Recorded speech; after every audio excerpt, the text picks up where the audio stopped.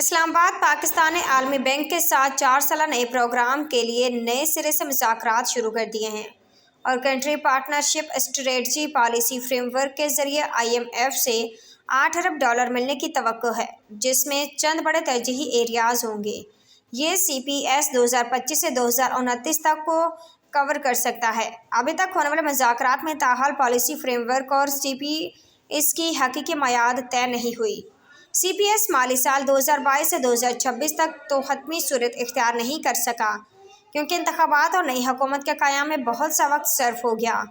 IMF programme سے منسلک ہونے کے باعث بجٹ کی تیاری تاخیر کا شکار۔ پاکستان تنخواہ دار اور دیگر طبقات پر انکم ٹیکس شرح برابر کرے۔ ورلڈ بینک اب نئی منتخب حکومت آ چکی ہے تو یہ عالمی ادارے سے نئے CPS کے لیے مذاکرات کر رہی ہیں تاکہ 4 سے 5 سال کے معیار کا CPS آئندہ 2-1 ماہ میں حاصل ہو جائے۔